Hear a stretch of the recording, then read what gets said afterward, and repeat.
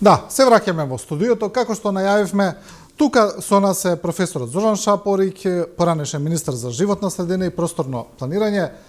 Професоре, добро дојдовте во студио 10. Добро дојдов, добро ве најдов. Благодарам на поканата, поздрав до вас и до гледачите на телевизија 24. Ке зборуваме за животната средина, како што најавивме, од повеќе аспекти, од сите можни агли. Она што е сега на некој начин актуелно, тоа е стратегијата за рударство. Се подготвува нов закон за минерални суровини, се работи на нов закон за енергетика, барем така е најавено од владата. Невладините организации, експертите имаат доста укажување на овие законски измени, пред се на законот за минерални суровини и на стратегијата за рударство. Ние знаеме дека ова е кај нас една актуелна тема која веќе скоро една деценија ја бранува јавноста. Па ева како еден генерален вовед, како гледате на овие најави, што може да очекува? Па во последните 20 години нам ни се случува навистина една еколошка хаварија, значи масовна деградација на животната средина, од нехумана градба, уништување на зеленило и еден од важните сегменти е прекумерна експлоатација на минералните суровини, било да се работи за метали, било за неметали. Ако тргнеме од Скопје до Охрид, ќе видите дека цели ридови планини исчезнуваат, така да ни се заканува не само еколошка катастрофа, туку и секакви други катастрофи, ерозија, поплави, одронувања. Видовме сега во Босна и Херцеговина, особено во Јабланица, каде што има околу над 25 жртви, дека покрај временските неприлики, непогоди, една од причините е експлоатација на каменоломот, доломит мислам дека беше, која трае околу 25 години, каде што фактички дозволите се некомплетни, каде што се експлоатираше многу повеќе од што беше предвидено, каде што тој рудник се наоѓаше помалце од 500 метри до првите куќи, до населено место. И крајно е време да спасиме што може да се спаси. Иначе, навистина, се соочуваме со страшни предизвици, иако денес сега веќе е под влијание на светска економска криза и во другите земји се случуваат повторно отварање, реотварање на рудници, меѓутоа сепак се почитуваат некои еколошки стандарди. Значи, ова што го бараат експертите, невладините, апсолутно е оправдано, апсолутно мора да се води не само ова. Денес веќе длабоко зачекорани во 21 век стратегиите, законите, сите мора да ги имат предвид елементите на заштита на животна средина. И сите дозволи за експлоатација и така натаму мора сериозно да бидат предмет на оценка на влијание на тој објект или на таа активност врз животната средина. Ние имаме, не е проблем од стратегии. Еве да речеме, иако не се согласувам дека сите се добри, меѓутоа хартија трпи све, проблемот е во нивната имплементација. Тоа сакав да ве прашам. Да. Ние и со постојните закони имаме регулатива која горе-доле. Тоа би требало да го уреди. Да. Да, во ред. Еве, например, за експлоатацијата на тие сите ископи кои ги гледаме, како што велите, на секој чекор по реки, па гледаме ностоп, имаме некакви блокади од место население, имаме бунтови. Тие укажуваат луѓето дека таму не се работите како што треба. Многу често укажуваат и на некомплетна документација, но сето тоа се врви. Ние до сега не видовме никакво затворање на тие ископи, некакви казни и нешто. Многу ретко тоа се случуваше. Не само рудници, експлоатација на чакал и така натаму. Прво самите дозволи, самите документација не е комплетна. Откога ќе се добие таа дозвола, таа се нарушува. Значи се експлоатира многу повеќе, се зафаќа, контролата е многу мала.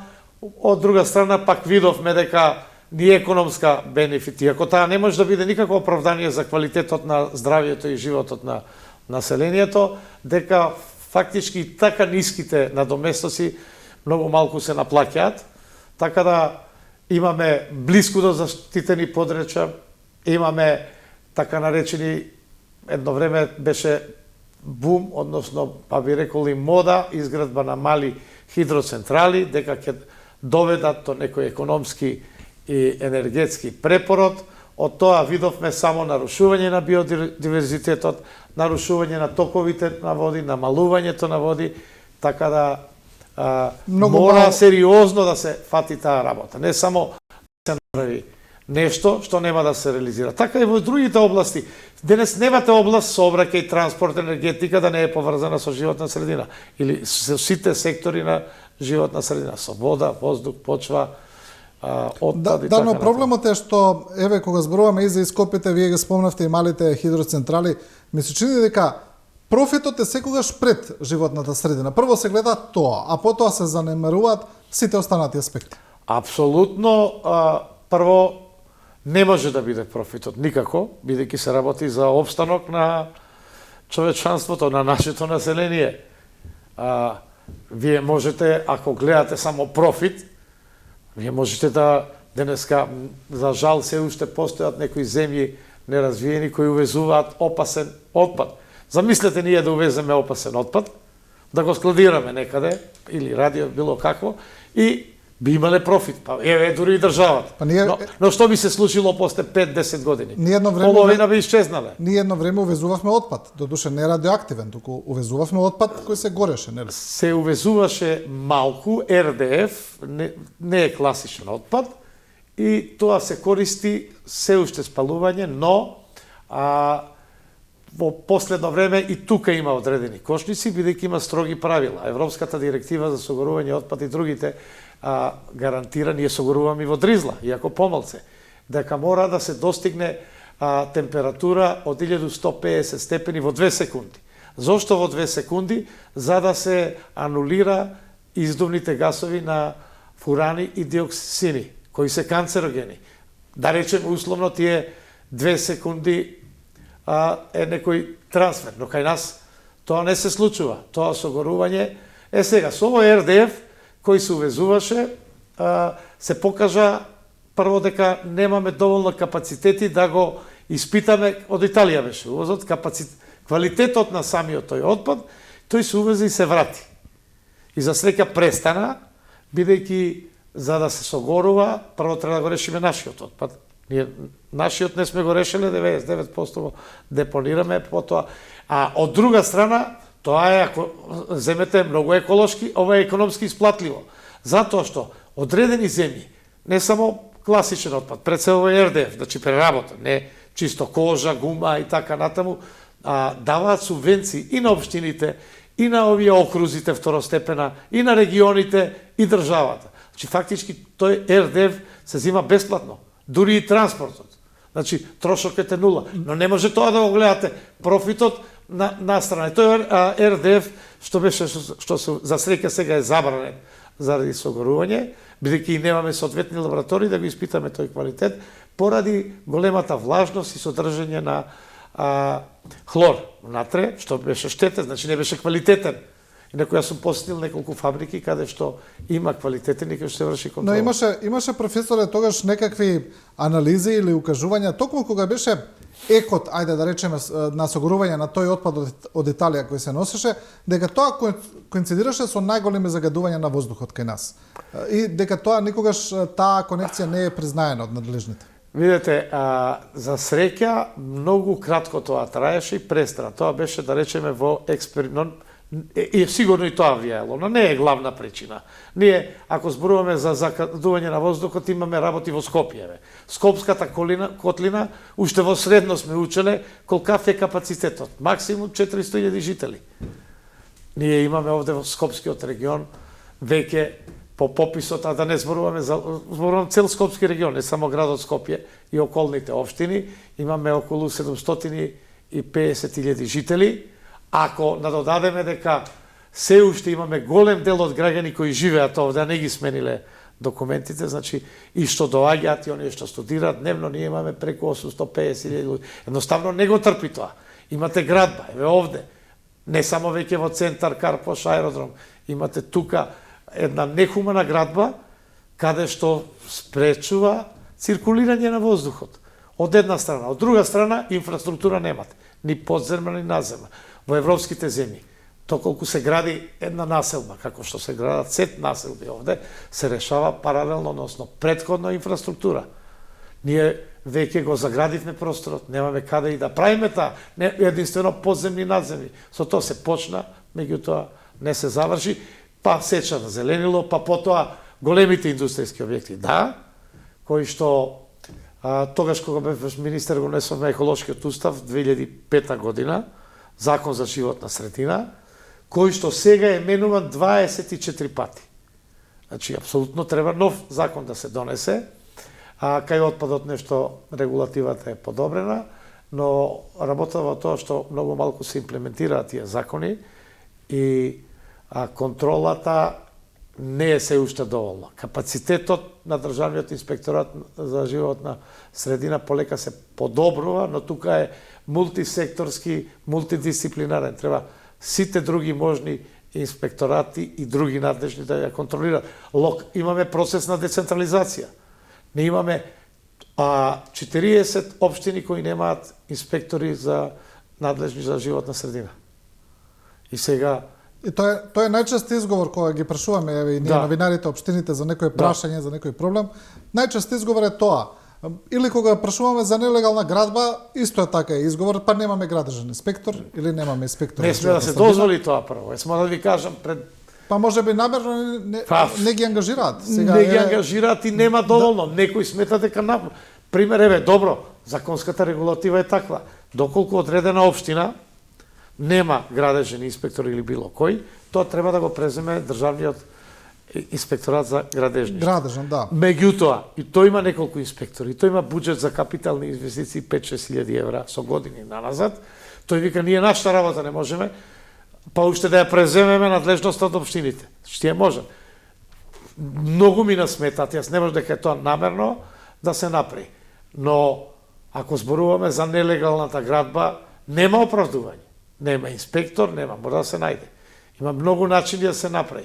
Може да се во некои земји, еве во регионот, се ангажираат агенции да го вршат инспекцијски надзор во име на сметка на државата. Значи, као дезертификација, као што имате нотари, извршители и така натаму. Не знам, професоре, имаме ли други држави, како пример, каде што постои таква флагрантна нелегална градба како кај нас, каде што се градат цели згради на булевари, па имавме примери доста и во Скопје, каде што едноставно нема реакција од надлежните. Се укажува, и истражуваме, и кажуваме. И... Значи, се укажува, имаме, ние прво, сега пак ја спомнем законската регулатива.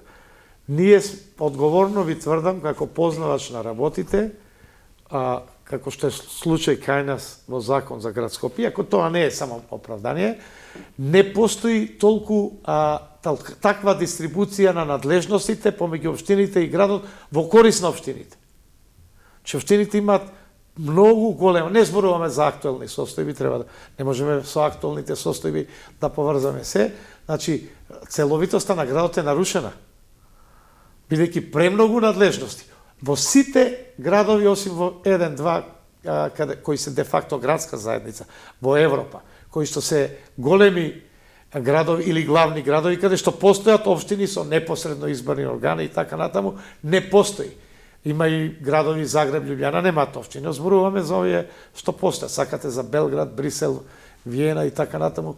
Градот има многу поголеми надлежности, општините помали, и доаѓа до преливање, до препукување. Спомнавме дека се узурпира масовно зелена површина, па тука има препукување кој е надлежен, кој не е надлежен. Единствено, кај тогаш 2005 го ставивме во законот, кај издавање на Б интегрални еколошки дозволи е ставено прецизно дека тоа е надлежност на градот, а не на општините. Значи, мора да се направи редистрибуција. Сега е добро време, година дена до локални избори имаме да се направи и нов закон.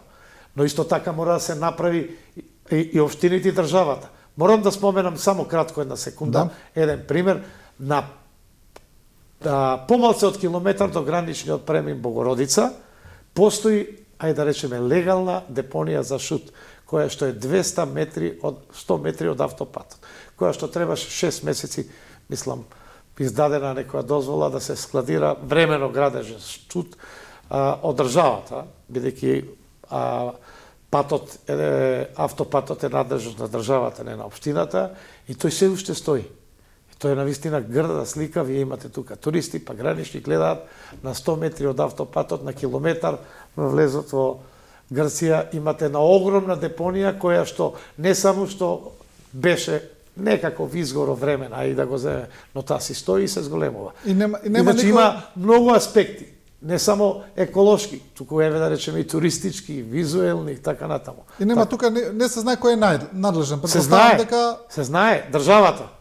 Но кој во државата, кој орган, која институција? Македонија пат, односно јавно предпријатие за државни патишта, бидејќи е тоа надлежност, автопатот е надлежност на општината може да иницира, да речеме да реагира и така натаму, иначе државата е. Некаде немаме дефинирани надлежности, некаде имаме. Но не може да биде тоа изговор никако. Не може да биде изговор. Ние сега За жал кај нас е, тоа е. Да. Тоа не е изговор, тоа е, како да ви кажам, неодговорност. Имавме ова што зборуваме за градбата, посебно во Скопје. Пред 15 години имаше правилници колку смее да има растојание меѓу згради, сега го немаме тоа. И сега имаме масовен сообраќај, немаме градски никаков јавен превоз, да не зборуваме за трамвај наречен желба што е веќе 20-30 години или за некакво метро и така натаму, немаме тоа, немаме инфраструктура, немаме паркинг места. Нас не се урушува постојниот градски превоз, значи автобускиот, а не нешто градиме некаков нов. Така да, за пример, значи во последни 10 години нема таков пример. Ако зборуваме за големи градови. Сакате во Бугарија, сакате. Че имаше еден период, и тоа на периферија, масовна нелегална градба во некои земји во регионот, меѓутоа тоа е сопрено одамна веќе. Да. Нема никаде, овде. Да. Има градби се разбира, но според планови со решавање на еве сега кај Холидей кулите, овие што се. Каде ќе излегува тие луѓе? Па од овие трите кули живеи што се во аеродром до хемиско училиште, па знаете дека половина час савајле не може да влезат и да излезат. Каде ќе бидат контейнерите?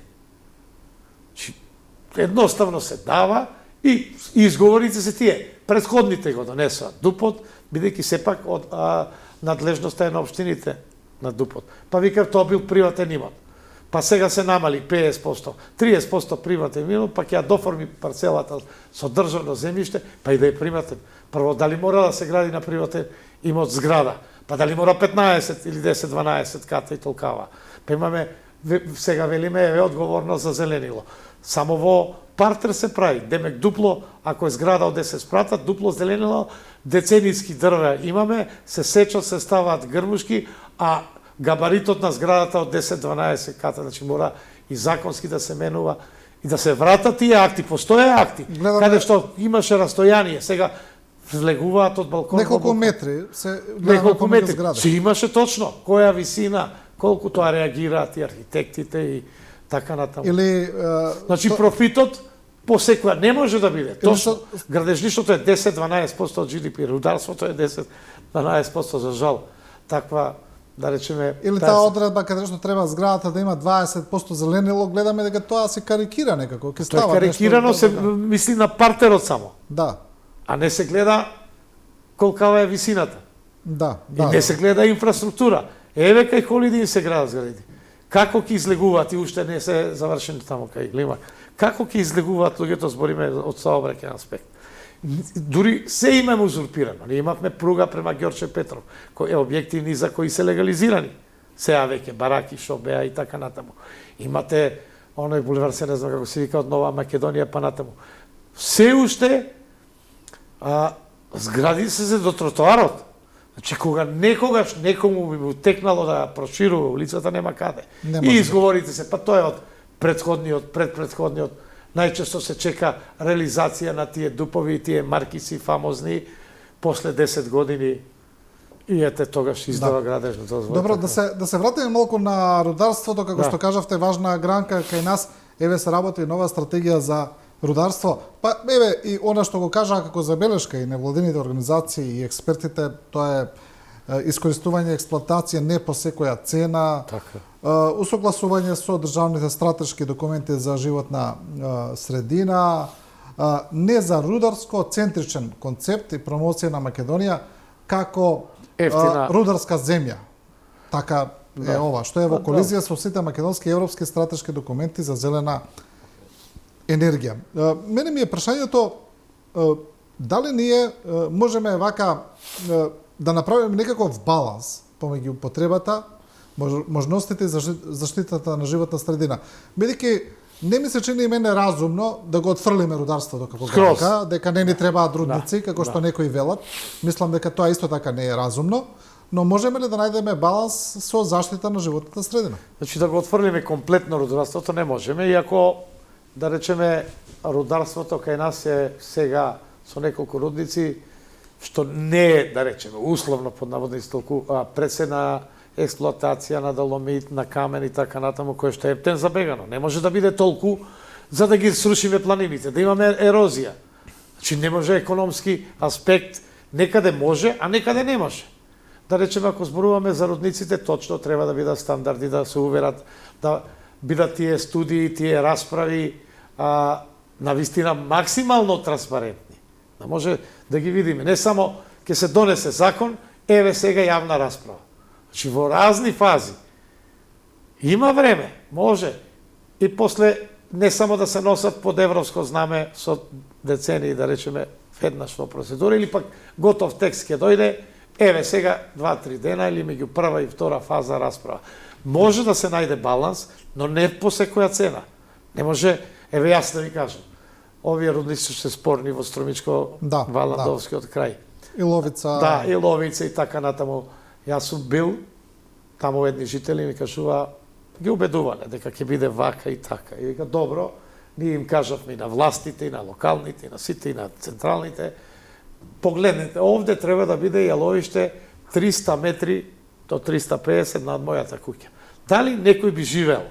Ставете се во нивна положба, а не само оние што одлучуваат, туку да се стават и, да речеме, овие што ќе ги користат тие кои што ќе оперираат со тие. Значи може со многу строги стандарди и транспарентноста. Ваша е, односно инвеститорите, треба да ја убедат пред се јавноста, најпрви локалните жители, бидејќи имало такви случаи, сум присуствувал, вие зборуват, иако се уште не е толку актуелно, да речеме, во една фабрика за производство на РДФ, на овој отпад, каде што и таму не е баш така лесно.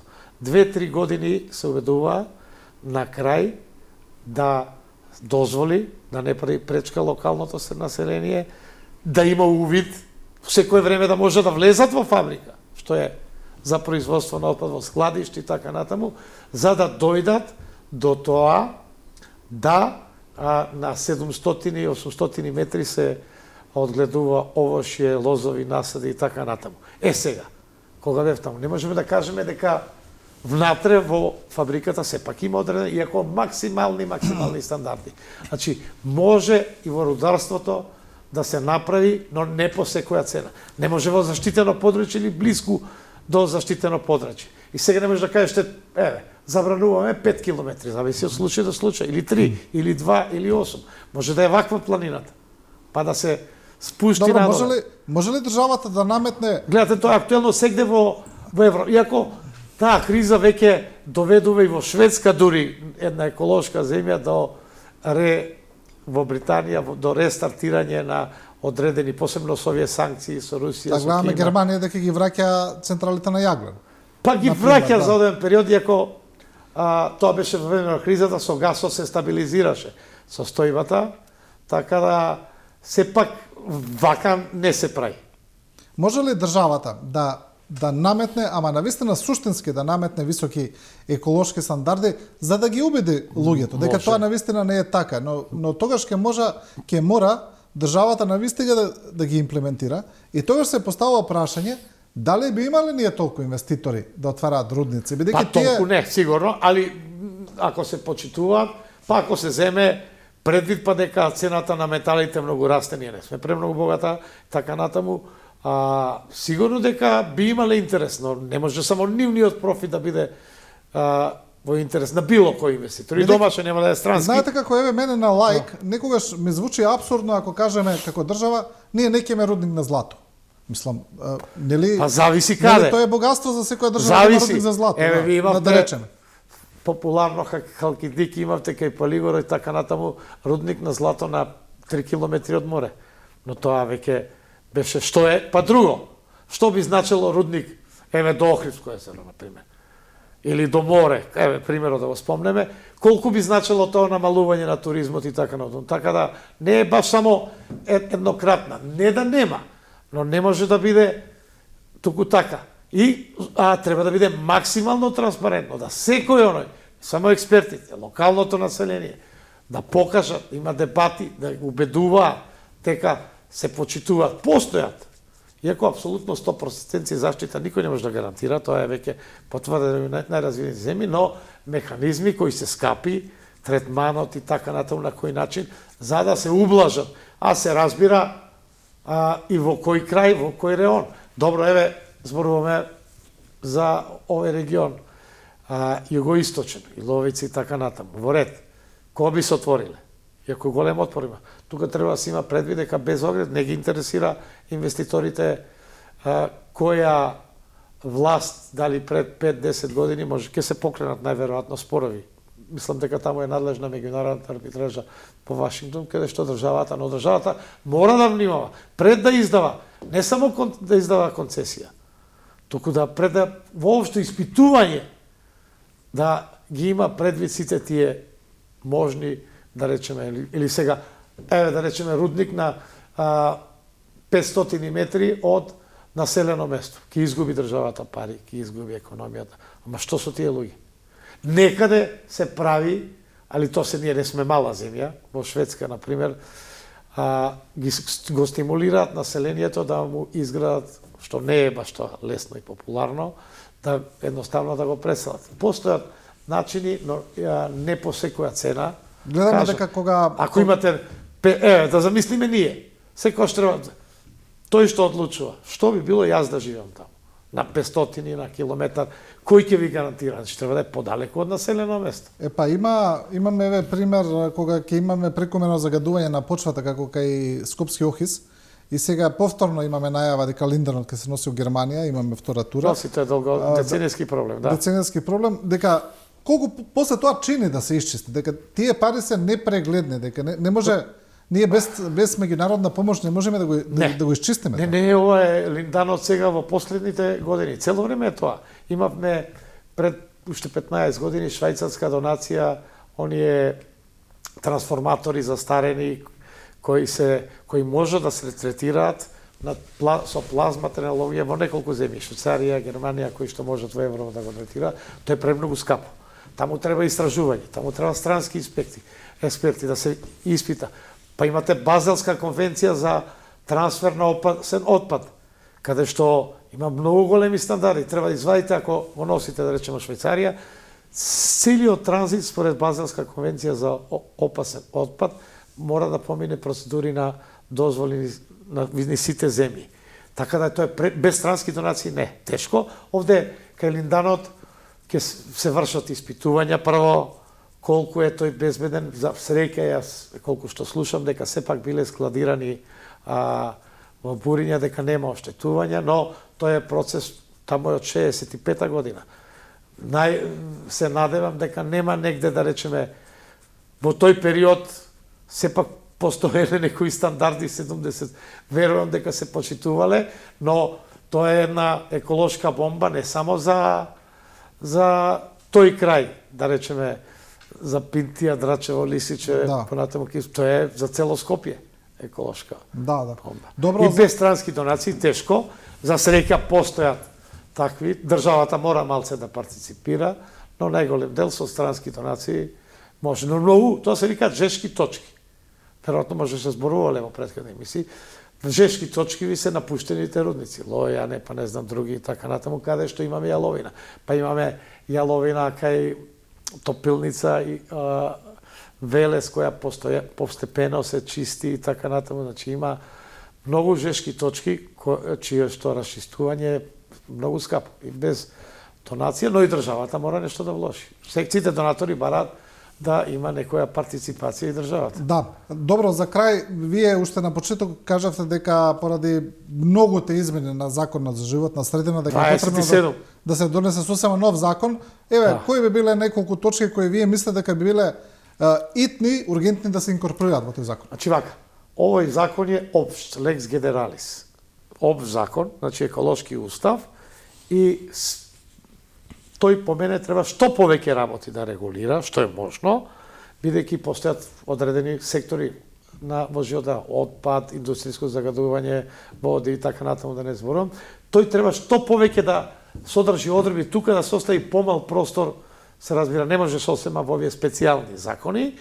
Тој треба да дава општи начела, меѓутоа да дава одредена реалност. Ние сега ако зборуваме и мора да биде многу детален, јасен, прецизен, да предвидува што е повеќе, да регулира што е повеќе можно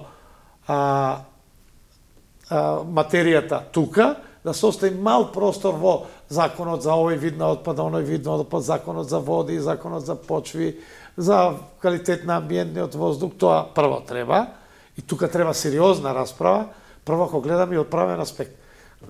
Постои еден неофицијален, кој не е комплетен, да речеме, текст, значи и на судиите, и на правосудните, на правни, на адвокатите, и на самите вработени инспектори, многу тешко ако имате 27-28 да се снајдат во тие закони од тој легислативен аспект, а се разбира од суштински. Од друга страна, ние од предходно 2003-2004 го имплементираме, односно го транспонираме еколошкото законодавство, директивите, па дури регулативите, бидејќи не сме земја членка, и не се идеални. Имаме некој успех, меѓутоа ако зборуваме за национални цели во тие, ни за се, да не ги набројавам сите закони за отпад, сите видови, посебни токови, масла, отпадни гуми и така натаму, даваме многу нереални цели, каде што тоа, сега зборуваме за отпад, било кој вид, каде што однапред ни е јасно, тоа го правиме веќе со децении, да речеме, дека нема да се исполнат прво тие цели, ќе добиеме некој плюсче во извештајот на Европската комисија, а потоа кога ќе дојде имплементација, многу минуси. Некоја реалност, тоа е добро да се има тенденција, стремеж, и ако и во земјите на Европска унија 100% не ги исполнуваат, но ние сме многу малце, да земеме класичниот комунален отпад. 99% се депонира.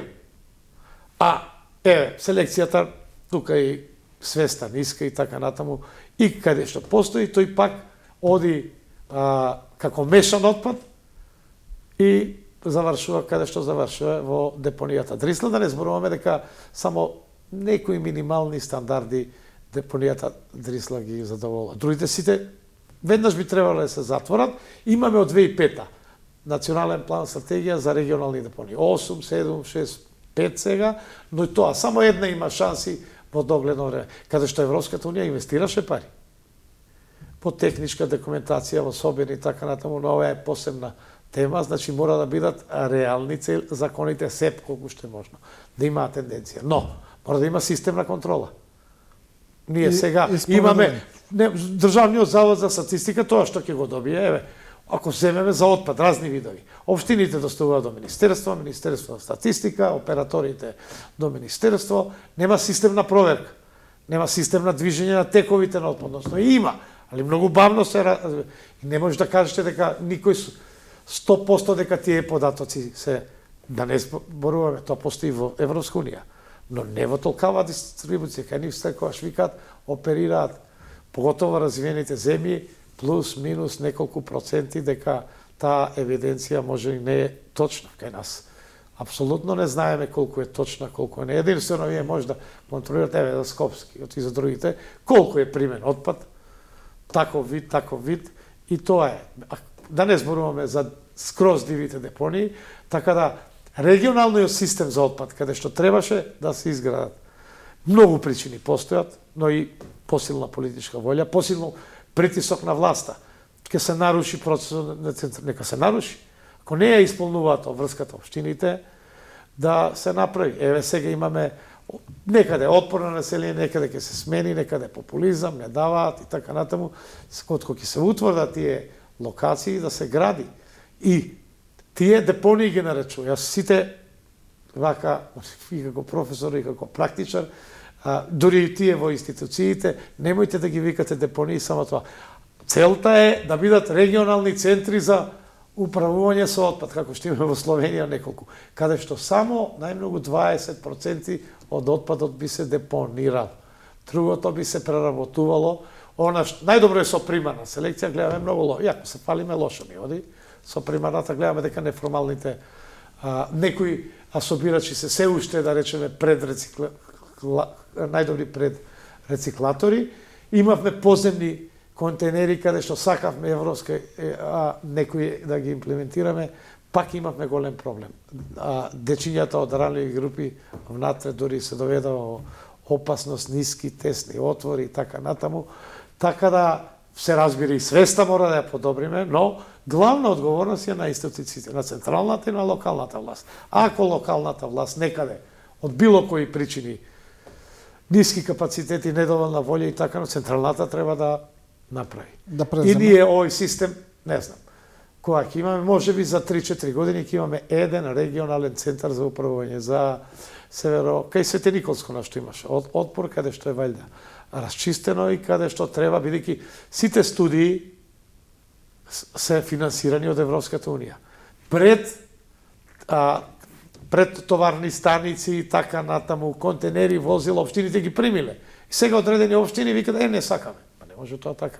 Или ќе правиме овој концепт. Толку пари се вложени во овој концепт, нема менување.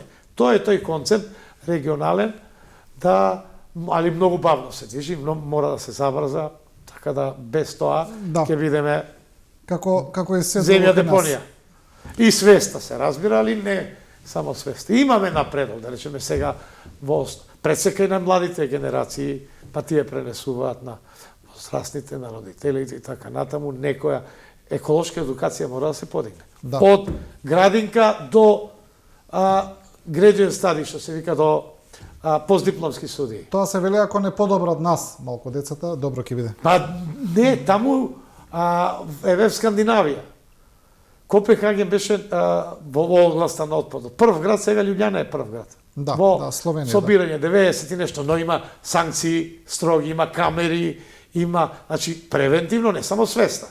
Комбинација на двете работи. Иако мора свеста, не можеме сега ние Охридско езеро, ако не го сватиме и охриѓаните, и ние, дека наше секакво благо, туристичко, еколошко и така, а наоѓаме школки од возила, фрижидери и така натаму, па некаде и 1000 инспектори не можат да го спречат тоа. Значи, комбинација. Али, еве во Словенија така е тоа решено. Дури они идат веќе и во Хрватска, што е многу тешко, али еден ден до оној отпад мешови, влажен отпад, од храна и така натаму, да посебно се сави да се компостира и така натаму, што не е лесно во Хрватска тоа доцни, бидејќи вие дома, ако треба да го чувате, ако немате двор, 2 пати неделно, ако ви доаѓаат, мора да го чувате, не смете да го изнесувате. Но комбинација на санкции Лјубљана ја доведе и на свест на прво место.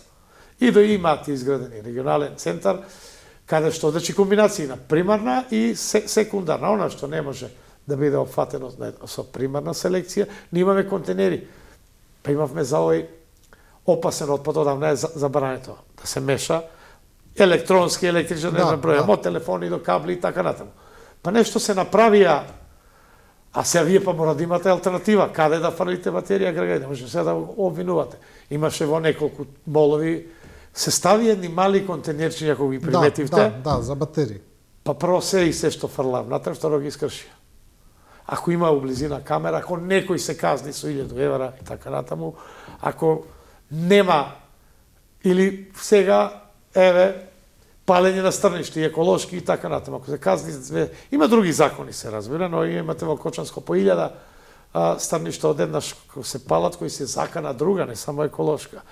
Значи мора да има, сега имаме и дронови, да се примени таква примена на технологија и да се санкционира. Да. И сега санкциите се некој ако фрли отпад, исти иде, не знам, нема разлика, дали фрли хартичи, тоа е казниво, или не знам, фрли компјутери го меша отпадот, казните се исти, многу мали и често пати имате 10 дена да работи корисна работа кој што да чисти, но гледаме Никому улицата не функционира. Да.